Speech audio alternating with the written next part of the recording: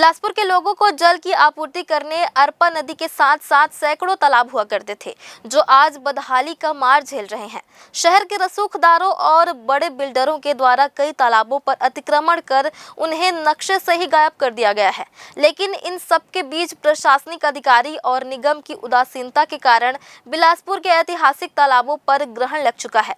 जानकारों का कहना है कि आजादी से पहले बिलासपुर शहर में 115 से अधिक शासकीय और निजी तालाब हुआ करते थे, जिस पर धीरे धीरे अतिक्रमण होता गया और वर्तमान स्थिति में 97 तालाब बचे हैं। इन तालाबों में मामा भांजा और चांदमारी तालाब जैसे ऐतिहासिक जल स्रोत, जो शहर के ऐतिहासिक और संस्कृति का हिस्सा है, अब सभी कंक्रीट के जाल में समा चुके हैं। यह न केवल पर्यावरणीय बल्कि सामाजिक और आर्थिक संकट को भी गहरा बना रहा है। हालांकि विशेषज्ञों का कहना है कि तालाबों को बचाने के लिए जनता और प्रशासन दोनों को मिलकर ठोस कदम उठाने होंगे।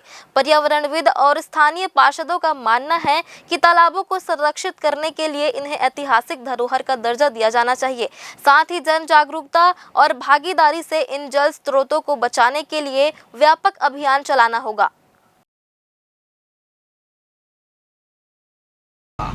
बिल्डरों को तालाब सबसे आसान जमीन लगती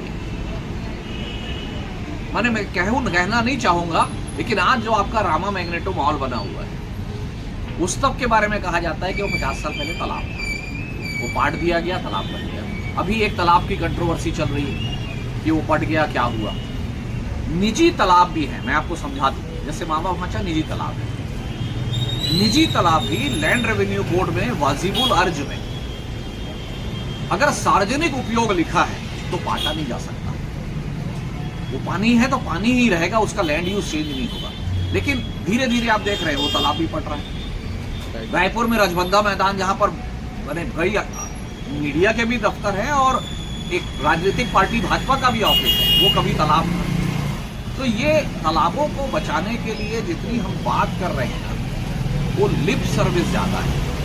सौंदर्यीकरण के नाम पर हम पिचिंग करके ऊपर में उसमें भी जो कमीशन का खेल होता है हो जाता है। बाद में उसको कोई देखने वाला नहीं है। कहीं जलकुंभ भी ज्यादा है, कहीं पे गंदा पानी आ रहा है, कहीं सीवेज का पानी आ रहा है, कोई देखभाल नहीं है। टास्क फोर्स की तरह तालाबों को बचाने की मुहिम होगी। एक आखिरी चीज, हाईवे चौड़े हो रहे हैं तो हाईवे में तालाब पाटने का अनुमति दे रहे हो। अरे क्यों दे रहे हो? आप बोलो कि तालाब पे पुल बनाओ। अगर नदी पे पुल बन सकता है और इतनी सड़क को आप इतना चौड़ा कर रहे हो, तालाब आ रहा है, तो वहां भी तो पुल बन सकता है।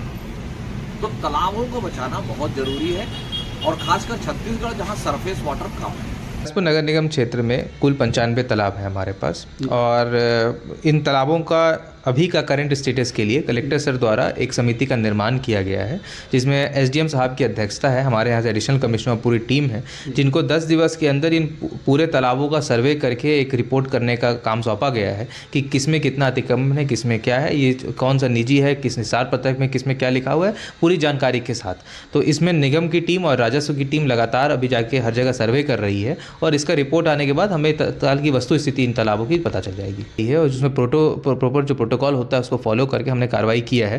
तालाबों पर भी देखेंगे तो जहां पे हमें सूचना मिली है उस पर हमने कार्रवाई भी किया है।